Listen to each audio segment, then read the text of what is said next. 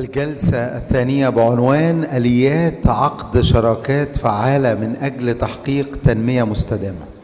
الحقيقة هيكون حوار جاد وحوار حول آليات عقد شراكات فعالة بين منظمات ومؤسسات المجتمع المدني المحلي مع منظمات المجتمع الدولي والعربي من أجل تحقيق تنمية مستدامة بيشارك بها كافة الأطراف المعنية. بيدير الجلسة الأستاذ محمد الفولي المدير التنفيذي لشبكة الأمم المتحدة للاتفاق العالمي الشبكة المصرية، وبحضور الوزير المفوض ندى العجيزي مدير إدارة التنمية المحلية المستدامة والتعاون الدولي بجامعة الدول العربية. تفضل يا فندم. والأستاذة شيرين الله المستشارة الإقليمية لتعبئة الموارد والشراكة المكتب الإقليمي لصندوق الأمم المتحدة للسكان، والدكتور فضل الحق نائب ممثل اليونيسف. نحيي الجلسة بعد إذن حضراتكم والسادة الحضور.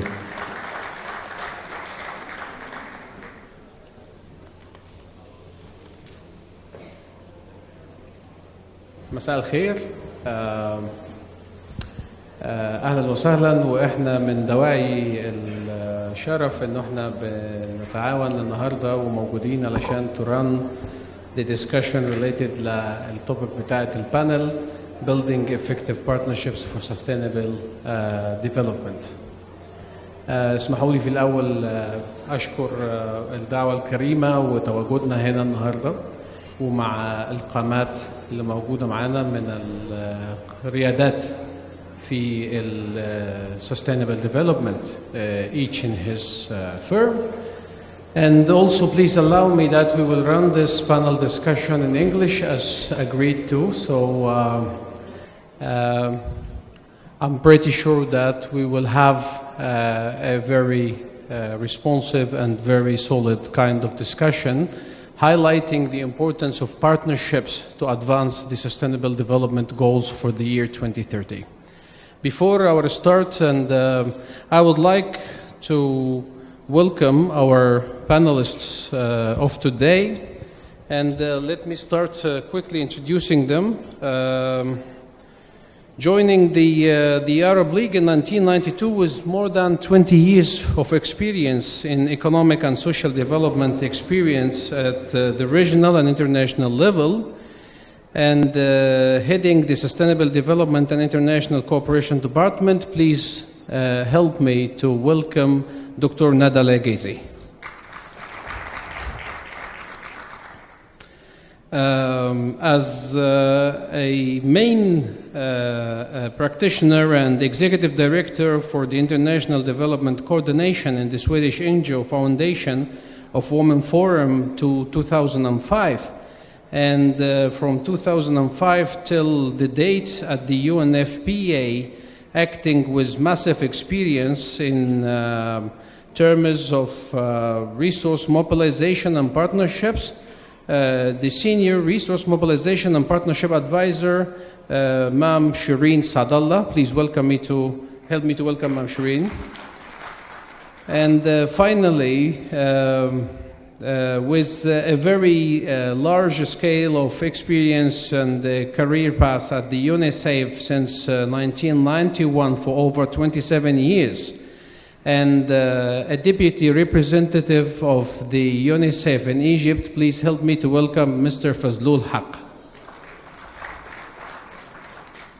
So today's discussion, actually, we are addressing what is related to sustainable development at large. And as we all know, the Sustainable Development Goals has been to the world since September 2015, and the aim was identifying the 17 challenges at that time that faces the globe and how we need to work all together, hand in hand, in a partnership manner to advance those sustainable development goals. The fact that those challenges, after being processed and actually in the process of being to advance or to be advanced, have leveraged more opportunities than challenges. So afterwards, and with the launch of the 17 SDGs, we could see that those 17 SDGs are no more challenges other than they are opportunities where we can build and we can rely on for reaching a sustainable world, the world that we all want and we all need. Sustainability as a term is very large, and in brief it says that we have to make sure that we are acting towards everything in a very responsible, reasonable manner, and we have with consideration the rights for the coming generations. So we do not consume everything and then leave the world for them empty without any resources where they can build and they can act further and develop. Sustainability is always a requirement, and it is a result of being socially responsible. And please let me state this with all of you before we start our discussion, that to reach sustainability, you have to be socially responsible. This is a fact that we need all to agree on. Now, in the presence of our respective panelists and with their massive experience, I would like to hear from each of you in relation to the role of your organizations in Egypt advancing the SDGs, and how do you consider building effective partnerships to advance your organization's mandate. And please allow me to start with Ma'am Al-Aghizi. Thank you, Mr. Al-Foli, and thank you, CSR, for inviting me for this very important event that I'm really keen to attend every year. As you know, the League of Arab States has been established in 1945 to 22 member countries. 10 countries are of African origin or are related to the African Union, and the rest so from Mashriq and the Gulf. The Arab League is not only a political organization, but it deals very much with economic, social, and development issues. And since the adoption of Agenda 2030 in 2015 in a summit in the United Nations in New York, the League of Arab States has taken a decision at the highest level, at the level of the summit, to have some kind of mechanism to follow up the implementation of Agenda 2030 in the region, to support the Arab countries in achieving SDGs by 2030, especially as you all know that the Arab region has been going through very tough times since 2011, political and security unrest, a large number of refugees and displaced persons, apart from the multidimensional poverty, unemployment among youth, social problems and challenges as a whole. So we see an opportunity in achieving SDGs, and we as the Arab League are concerned and very much working hard with the Arab countries to support them in every way possible to achieve the SDGs. In this process, as I said, the Arab Summit took a decision to have some kind of mechanism to follow up and monitor the implementation of SDGs in the Arab countries. So we established the Arab Committee for Sustainable Development, which is comprised of high-level officials from the Arab states who are dealing with SDGs in their country. They're mainly from the ministries of planning, from sometimes ministries for foreign affairs. They vary, but they're mostly from ministries of planning. We come together every 6 months to listen to best practices, to the challenges that are facing the countries in implementing SDGs, to listen to success stories, to see the priorities of the region, And also in this important committee, we not only have the governments coming together, but we have also representatives from the civil society, from the private sector, youth organizations, of course, other stakeholders like United Nations and United Nations organizations and other regional organizations. So we see this as a very important platform for exchange of expertise between Arab countries and to see how we can support each other amongst the countries themselves and with the other stakeholders to implement SDGs. Yes, I can stop here and maybe I can go that's clear, discuss yes. later. Thank you. Thank you, ma'am. So, Shireen Hannah. Thank you very much. I'm very glad to be here today and coming after my dear colleague, Ms. العجيزي, is really a pleasure because, as she said, we do work very closely together. The SDGs have become what we call a central kind of agenda for us. It's what we live for and what we live by. Just to introduce you to the United Nations Population Fund, my organization has been established in 1969. Mainly, we are commemorating our 50th anniversary this year, so I'm very happy to be here today to say this as well and share it with you. And of course, Cairo is a very special place for us. Cairo and Egypt is a very special place for us because in 1994, the International Conference on Population Development was convened in Cairo, where we had the Cairo Consensus, and where we adopted the International Conference on Population Development Program of Action. This program of action has become our mandate as an organization. It mainly focuses on different areas in terms of development, international development, but we are focusing more and more today, especially as UNFPA, on issues related to population and development in general, specifically population dynamics, policies, statistics, censuses. And also the other mandate area where we are very big is the issue of health, who is focused on reproductive health and family planning. The third level of our operations is in the area of gender and the empowerment of women and girls. So these, I think, are very important areas of mandate that also translate and link up very strongly to the SDGs, the Sustainable Development Goals. And our work in Egypt has been really, in a way, motivated by the incredible agenda that Egypt has in terms of trying to reach the 2030 agenda, the national vision of Egypt, which we think is a very, very optimistic and very progressive document. Within the framework of this progressive agenda that Egypt has adapted in linking up with the global SDGs, UNFPA in Egypt is working very strongly to put forward the operationalization of the national population strategy adopted in Egypt in 2015 and extending to 2030. And why did we do that? Why we think this is a good contribution for UNFPA in Egypt at this point in time?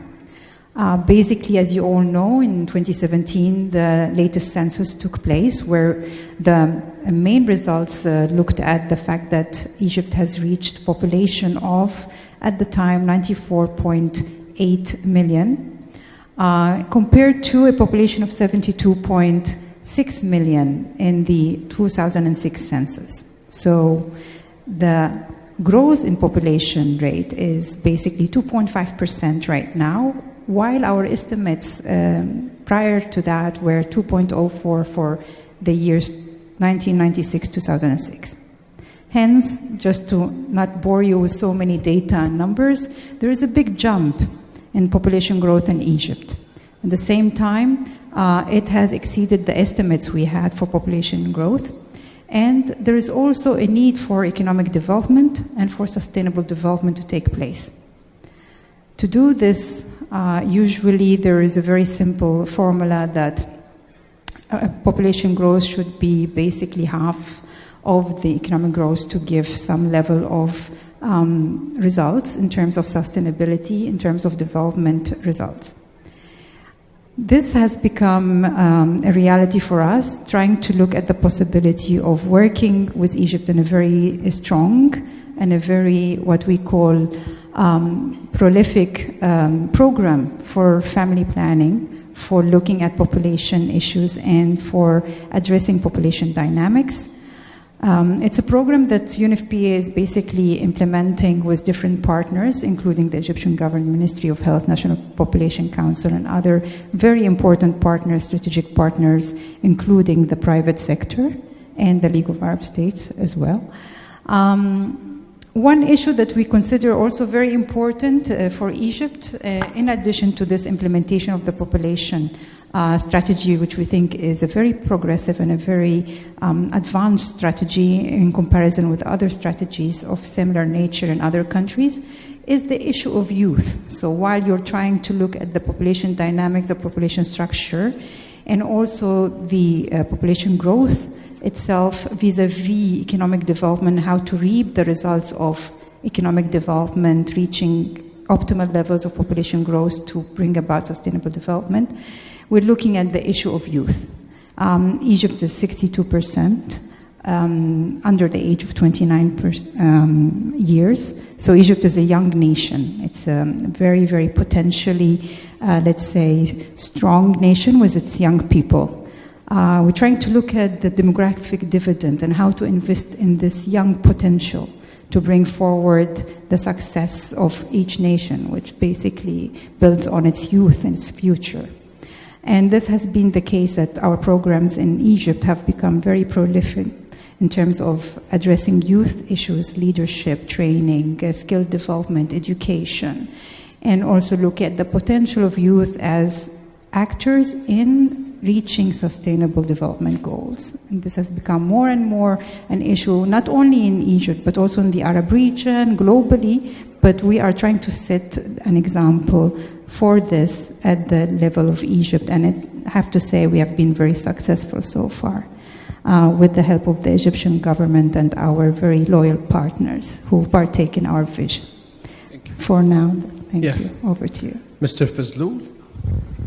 Okay, thank you, Mr. Foley, for providing opportunity to UNICEF to share the work that we are doing in this country on SDG and focusing on partnership, as this is all about this program is. I'd like to start with UNICEF, what UNICEF is doing. UNICEF is mandated to advocate for the protection of children's rights, to help meet their basic needs, and to expand their opportunity to develop their full potential. So this mandate UNICEF got from United Nations General Assembly. With this mandate, UNICEF is working for children, adolescents, and youth across the globe for last 70 years. In Egypt, we are working since 1950. In all UNICEF work, we believe in partnership and provide special attention to most vulnerable and marginalized group. We always use the two terminology strategy of achieving our result, that we say leaving no one behind and reaching the farthest from the first in all our work. That we now globally, as the moderator has started, Mr. Foley has started, there are 17 sustainable development goals that the world leaders have agreed. There are a lot of indicators the world bodies has agreed. 44 of them are related to children. So we are working with the host government to ensure that they are working with necessary resources, knowledge, skills, and tools to realize those rights. Key thematic area that UNICEF work is early childhood development, health, nutrition, education, child protection, social protection, and for youth to ensure them to develop, to give them employability skill. As I mentioned, that we provide support to government, mainly technical, and also focus on capacity development of those who are involved in those initiate activities. Children are human beings. A lot of time that those who are adult like us, we are forgetting their special needs. So if we cannot create adequate enabling environment for them, they will not be the productive citizen of the country. They will not be able to provide inputs needed for the country. Rather, they will be the burden of the society. So is it possible for government or one or two agencies to do that one? Definitely not. And that's how the partnership is coming. It is partnership is extremely important. And we recognize that. That's why we are working with all relevant line ministry of the government who have the key mandate to ensure the rights of the children. We are working with private sectors. That is the focus of this session.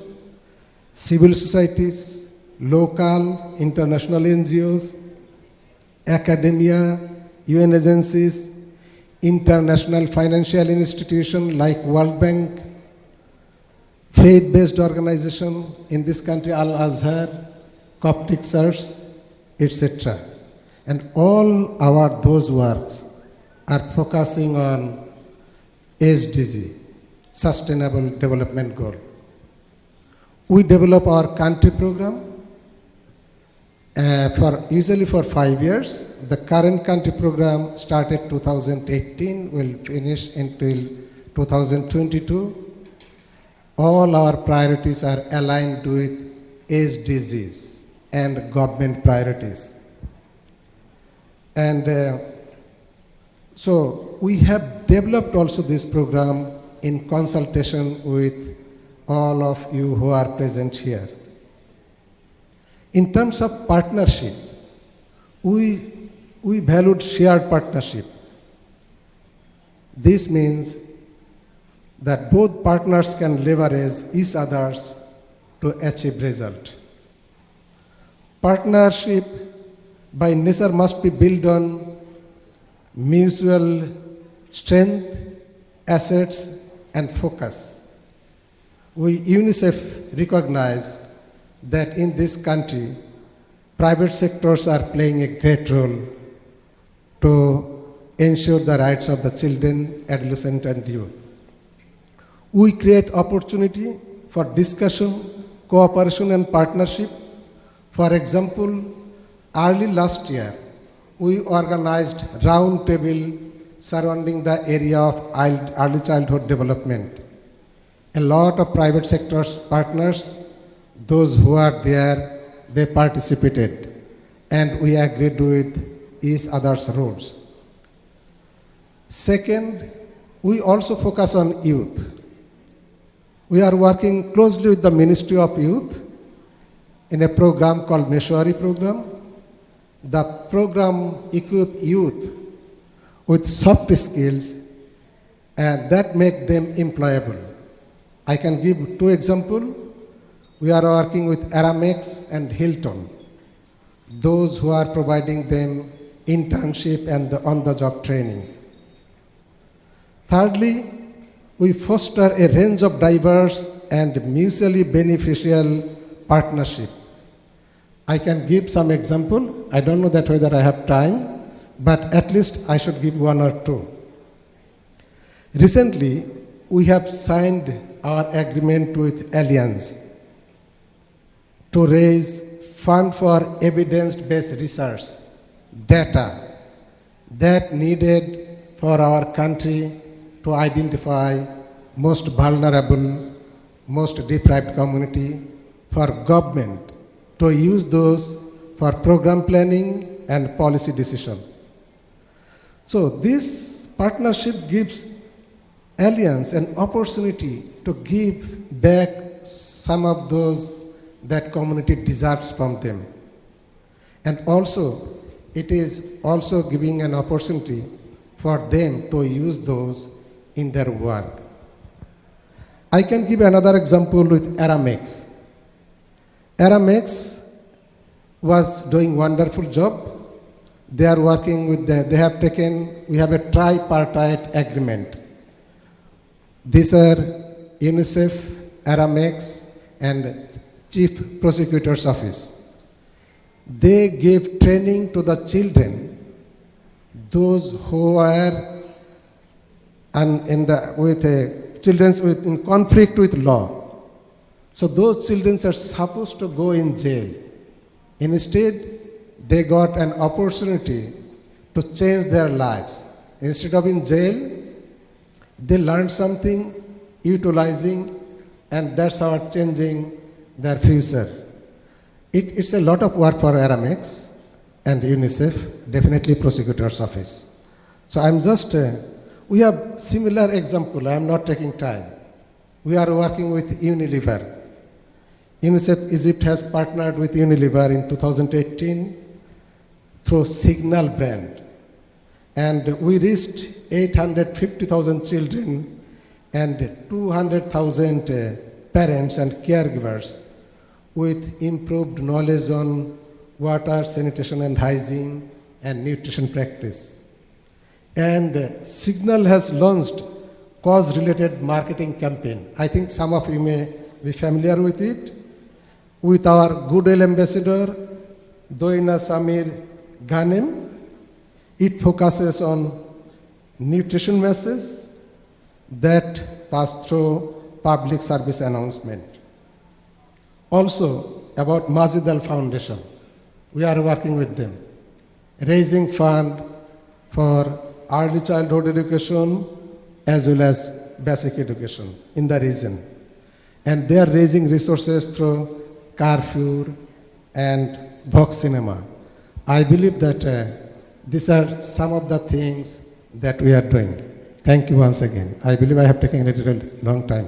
Thank you, Mr. Haqqi. And that was a very significant reference on how the UNICEF is working and your mandate in relation to advancing the SDGs, including the partnership. But let's revert back to one of the facts, actually. The SDG number 17 is calling for partnerships for the goals. And we all know that when the Sustainable Development Goals are announced all along the United Nations, it's actually engaging and requesting all the member states at the UN, the 193 countries, are to work in their development plans and the internal operation as governments to advance those SDGs and start aligning all what is to come in the next 15 years since the launch to match and to advance those 17 SDGs. And actually we could see this very clearly in some countries. For example, in Egypt we have the SDS, Sustainable Development Strategy of the year 2030. We also can see it in Saudi Arabia in Roya 2030. We can see it in some countries that is taking it 5 by 5, like Tunisia. They have the plan for 2020, and many other countries are advancing their plans, their strategies, and their internal development plans to advance the Sustainable Development Goals and to actually respond to that mandate where they have signed officially to advance the goals. Now, with the fact that the development triangle that is including the government, the civil society, and the private sector, we can also see with the UN reformation today, they are heading more and openly to the private sector, understanding the importance and the necessity of engaging with the private sector to make the development and to create the change, to ensure that we are achieving those 17 challenges that turn it to be opportunities, as I said in my opening. And that role of the private sector actually is very important in terms of contributing to this advancement. In that specific point, we have one very confusing question, because majority of businesses, majority of the private sector, they can see that the role they are required to play from some of the international and development agencies is to raise the fund, or actually to work on providing fund and providing financial resources for those organizations' programs to be delivered. While what is behind the Sustainable Development Goals, the engagement, the partnership required in the SDG 17, being part of the development triangle, the role of the private sector is large beyond that element of raising a fund or providing financial efficiency to the projects and products of the development agencies. In that, I would like to start with Dr. Nada Al-Aghizi. Actually, we know the League of Arab States is, as you mentioned, is not only focused on political issues, and you have taken with consideration the Sustainable Development Goals, and you are working through the efforts that you are developing inside the LAS, and how you are trying to engage with the sustainable development at large, starting from raising the awareness, building the capacity, and making this a kind of culture inside the Arab countries, and from a governmental level to push forward your efforts and actually to legalize the practices and make it more efficient and more productive. In that concern, I would like to ask you specific, how the League of Arab States see the importance of partnership with the private sector. How do you picture an effective partnership with the private sector as key player in making the change and creating the world that we are looking for to have? Yes, as you rightly said, the Goal 17 is one of the main goals without which this whole agenda cannot be achieved. So while all Arab countries have adopted this agenda and realize what's being required from them, they all welcome the role of the private sector to play a very important role and complement the role of the governments while achieving SDGs. Because as you know, SDGs have to be felt on the ground. People in local communities have to feel the change and have to have better lives if you have really realized the SDGs as we all want or we all would like. But that's why all governments have opened their doors for the SDGs, for the private sector to come and, as I said, complement their roles. We are in the Arab League, through the Sustainable Development Committee, bringing together governments with private sector. And actually now I have a suggestion that I would like to later on maybe discuss with the CSR forum on how to have social responsibility and companies who are really addressing social responsibility come and join our committee and see how they can work together with the governments, because the governments realized, as I said, that they cannot achieve real results on the ground without private sector.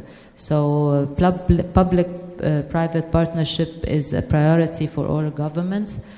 Also, as you know, we have a very big financing deficit in the Arab region, around $900 billion as economic losses from since 2011. We need around $230 billion yearly if we want to achieve SDGs in the region. So this will also make us think of how we can convince banks to also come and join forces with the governments to help them achieve SDGs and how they can sustain finances and investment in a manner that would also help the governments. Also in partnerships as a whole, without private sector and without actually civil society organizations, together with youth organizations, we will have a problem in actually doing anything on the ground. It will only be talk as we talk in any conference, but on the ground, people and communities, and as I said, local communities will not feel any change or any difference. So again, we're all, and all governments, realize the importance of having private sector complementing their work.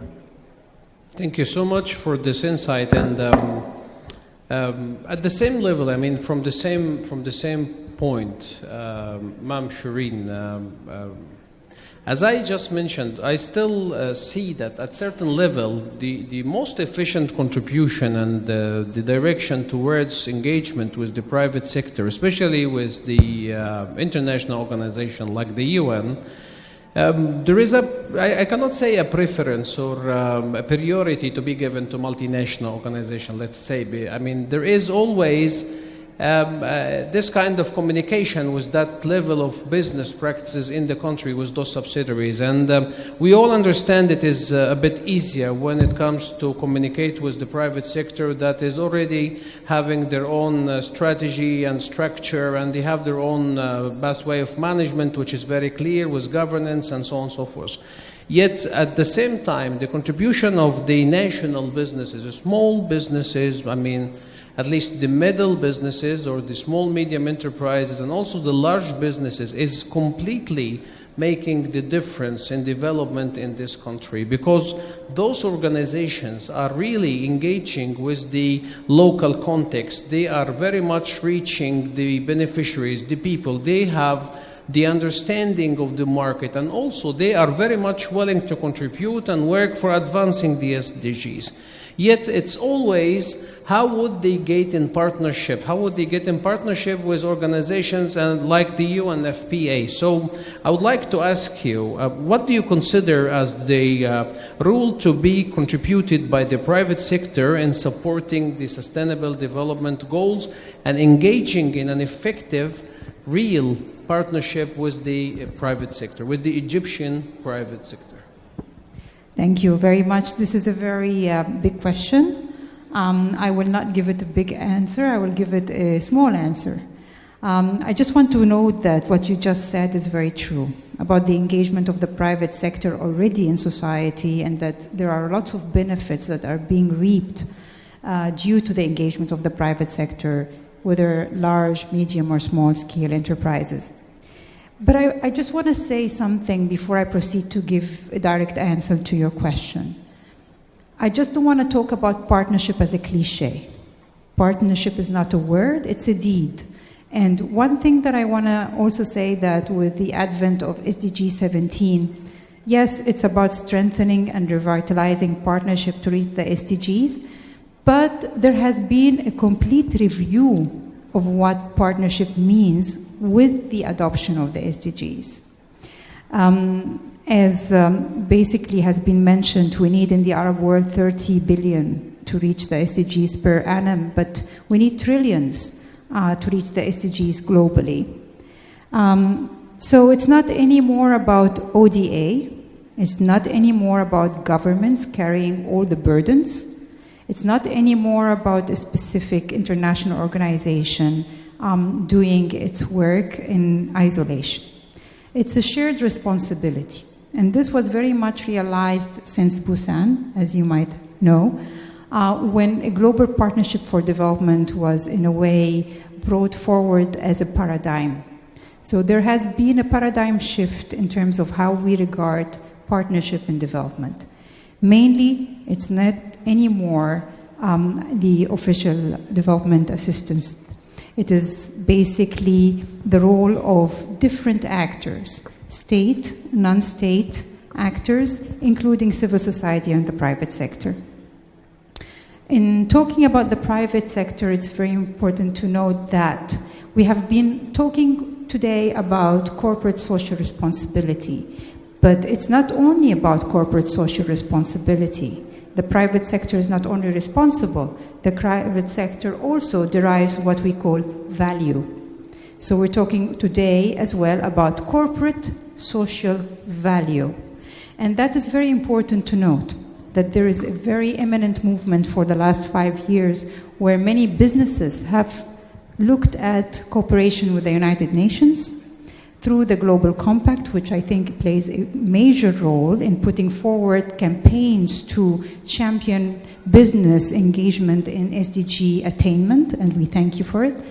But also there is a realization by the private sector and businesses that there is a value derived from reaching the SDGs and contributing to the SDGs. Without development and sustainable development, there will be unhealthy markets. There will be unhealthy societies. There will be backward, let's say, market systems in specific countries. So it is to the benefit of the private sector to partake in this very important process of attaining the SDGs, attaining human and sustainable development for people, not only for their company.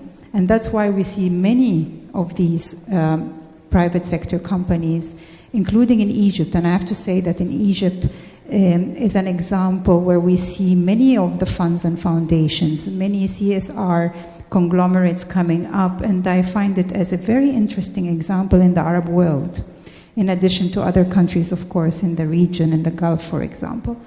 But I find that Egypt is becoming more and more attuned in advancing this move towards looking at corporate social value and not only responsibility, and that there has been a lot of success, and we see more and more engagement with specific let's say business conglomerates with specific thematic areas like youth, for example.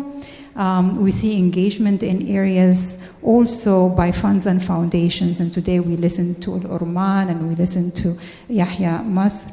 Incredible work is being done. And I just want to say that these funds and foundations are not functioning like charity foundations. They are not. They are functioning as sophisticated, very systematic, what we call private sector models for social development and reaching this level of attaining the social and the sustainable development goals at the public level, at the policy level, at the grassroots level. So there has been this shift in Egypt, not only within the business sector, but I want to say also what we call and we denote in Egypt as the charity sector, but I'd rather call it as the development, social development sector, because I know that in Egypt I am more than impressed by the role that is played by these funds, foundations, by businesses, and I'm not going to mention any because of the fact that I don't want to make announcements for any, but there's a lot of businesses that have their own social responsibility flourishing and contributing. Maybe we don't see it in Cairo, we can see it in Upper Egypt. We were talking about Suhag, we work in Asyut, we engage with the private sector. They are becoming essential partners. And they're becoming part of what I call the triangle of success to reach the SDGs. And Egypt is one country where this triangle of success is making an appearance. This triangle of success is the government, it is basically also civil society, and the private sector. This triangle of success is very important for organizations like mine, like the United Nations, to be able to deliver, and to deliver with impact, not just with slogans. And this is happening today in Egypt, and it's happening today with the business sector in Egypt.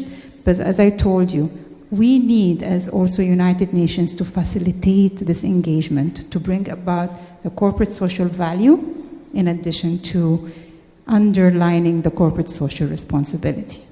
Thank you. Thank you so much, Mama. And that is really a very important point of view. And actually, I'm very proud of hearing that the system at most of the development levels is taking the private sector model, which is indicating clearly what the private sector is providing for development in countries is the way that organizations should go for making development at different levels. And again, I'm very much stressing the importance of the private sector engagement. The partnership is not meant for fundraising. It is meant to partner in developing certain goals, of advancing certain goals, of reaching joint destination that we all agree and we all know that it will impact and reflect positively in creating the world that we are looking for to have and making the change for better life, for better world, for today and for tomorrow and for the coming generations. I will take it from here and ask Mr. Haq, in relation to UNICEF. So what is the UNICEF plan engaging with the private sector, achieving the SDGs in Egypt? Okay, thank you once again. I think that I have discussed to some extent of what we have done, but I'll highlight few more points. Before highlighting, I'll request you to allow to show a 2 minutes video that will give something that we are doing with Ministry of Youth and Sports for youth employment and employability. Sure.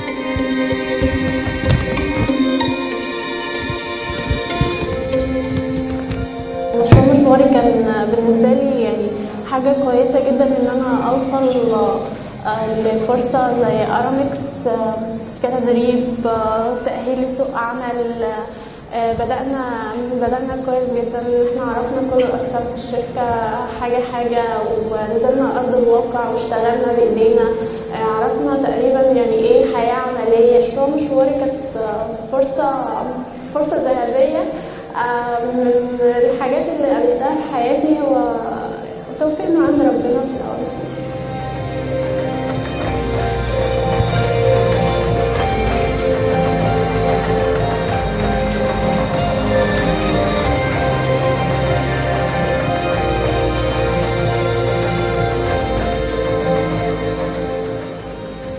المشوار ده بعتبر من اهم المشروعات في الحقيقه. المشوار هو رحله طويله، رحله بيتعلم الشاب وفي مراحل مختلفه مهاره طالب الى مهنه ثم كونفيرت مره ثانيه ان هو يتفاعل في السوق ويشتغل بتلك المهاره. فهي اعداد مهني للشباب في المهارات وفي اسلوب يعني التعامل مع الحياه. من خلال اليونيسف نطلب توسيع اكثر لان احنا مصر فيها وسائل كثيره جدا. من اهم مميزاتها هي الشباب والفتيه الموجوده. ان شاء الله مشواري يكون فيه استمرار وكل جهد وتدقيق ومساعده من خلال وزاره الشباب والرياضه مع الناس.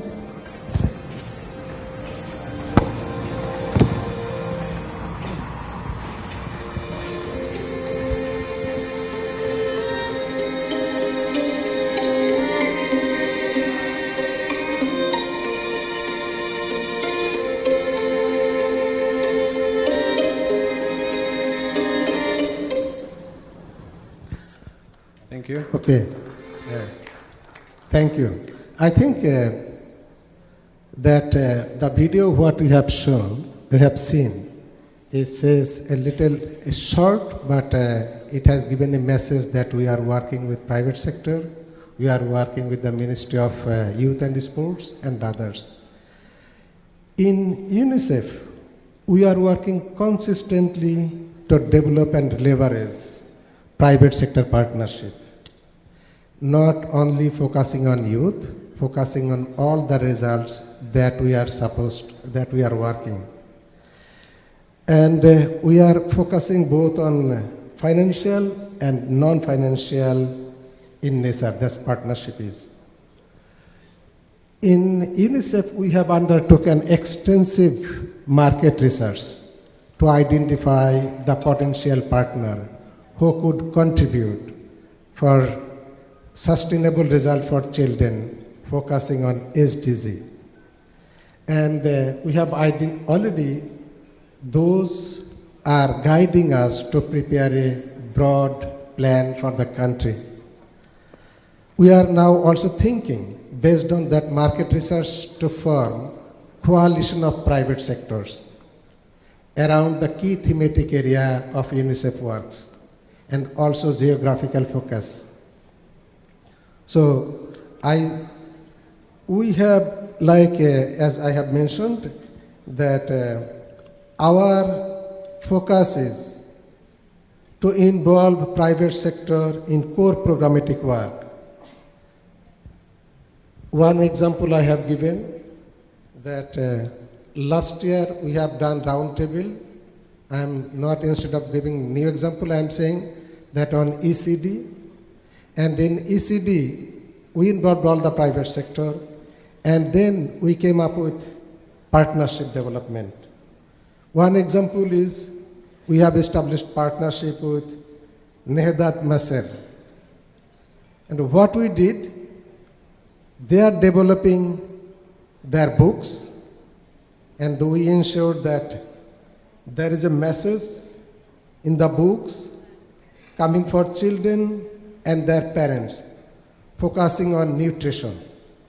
So these books, it is not only benefiting the children, it is also taking to the parents. So this is not financial. This is around program how we could get result. UNICEF also, we believe that we are planning, also we are working shared value partnership. Partnership will not sustain if it is one-sided. If the business community don't see any benefit from their end, they'll not continue. So we should have a win-win situation. But we should not only think about that one, also we need to think about the country. Like we said, this country has a huge number of semi-skilled or unskilled workers. How we could work with them, that way we are developing our program, that way we are developing our partnership. We are working with Chamber of Business to influence the companies. We have given companies on tools and guidance on positive parenting. The companies are now sharing with their staff, workers, those who are now getting the skills how to become a very good parents, and that will impact on the children. So I think that it is giving a positive thinking of the workforce of the of the private sector company. They are thinking that our company is not only thinking about benefit, but they are also thinking about us. Simultaneously, we are also doing for the country promoting positive parenting. Just some of the examples that I have given you. Thank you.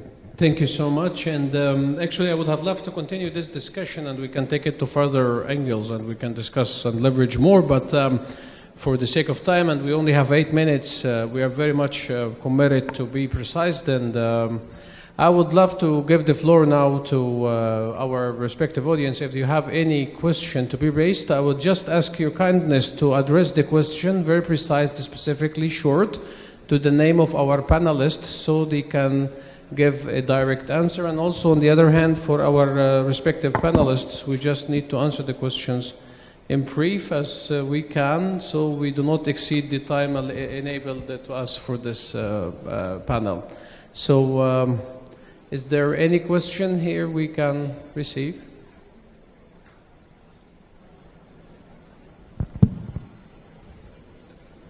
Please address the questions with ease. We don't have any restrictions. We would like to hear from you, and our respective panelists are ready to answer. First, thank you for the wonderful presentation and the introduction.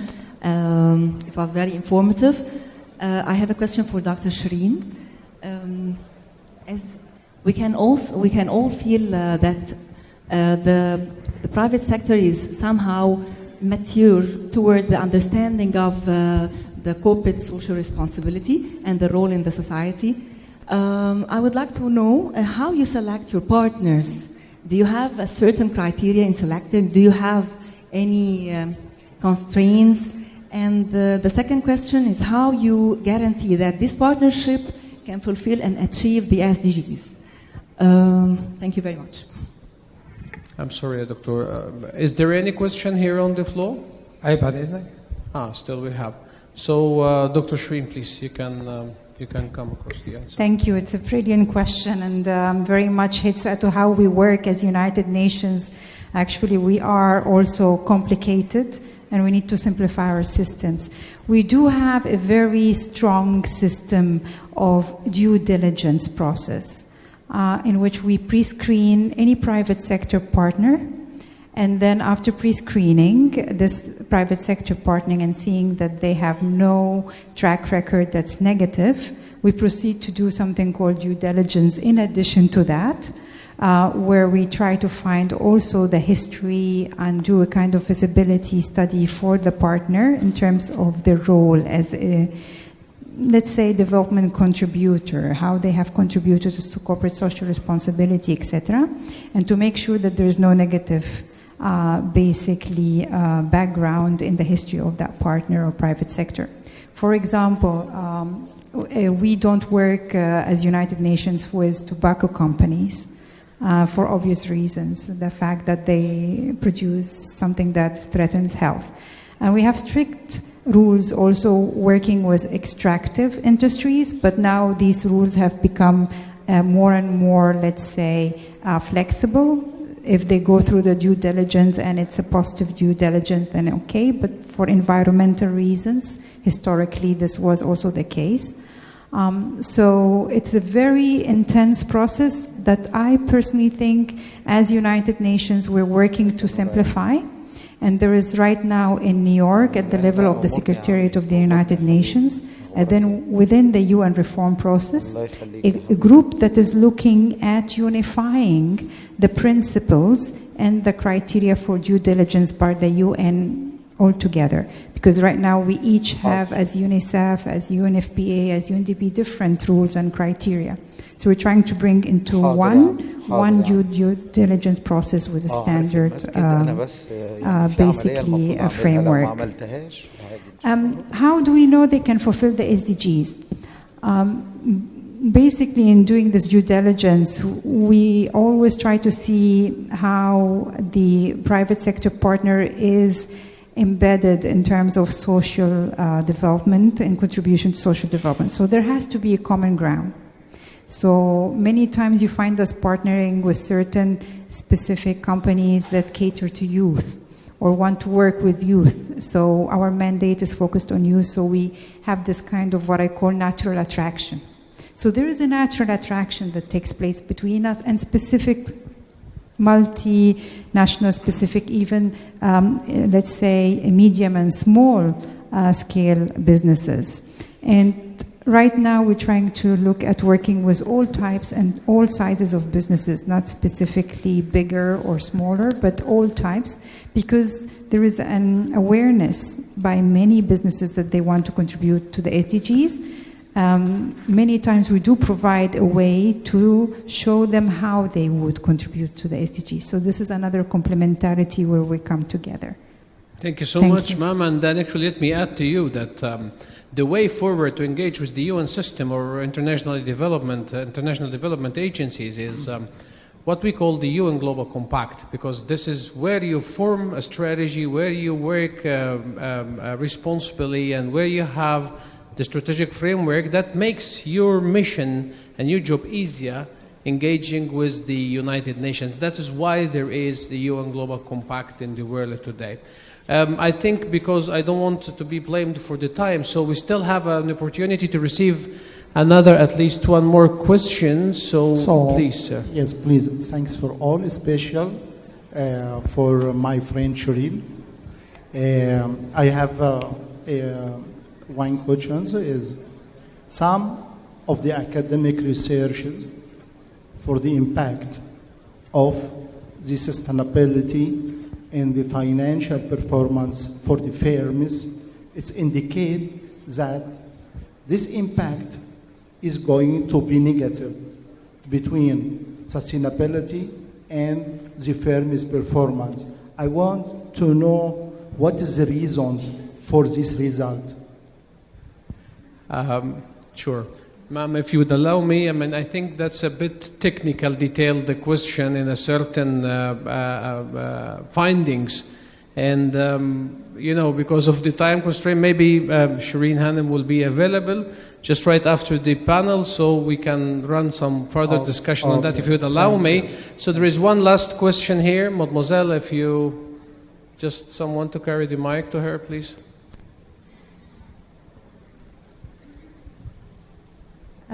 So I'm not sure to whom I should ask my question, so I'll just ask it. So for new companies from the private sector entering into the CSR realm, do you have any benchmarks as to the percentage of the overall budget that companies should target for CSR? Like, is there a benchmark across all companies, or?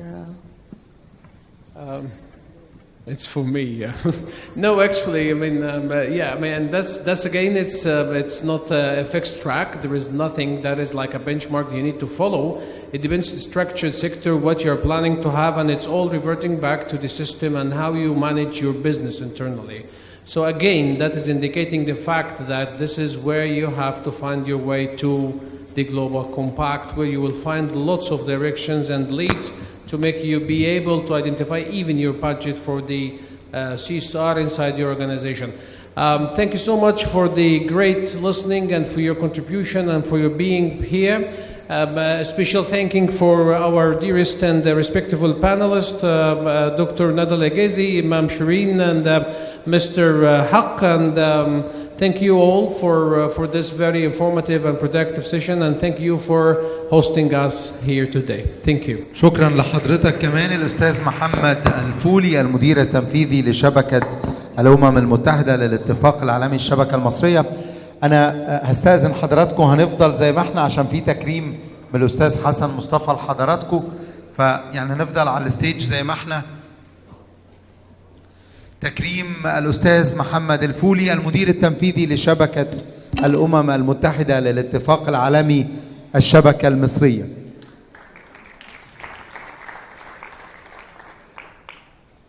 تكريم معالي الوزير المفوض الدكتورة ندى العجيزي مدير إدارة التنمية المستدامة والتعاون الدولي بجامعة الدول العربية.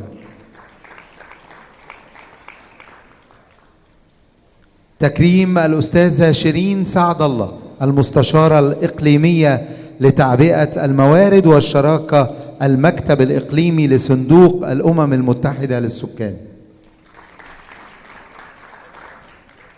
وتكريم الدكتور فضل الحق نائب ممثل اليونيسف.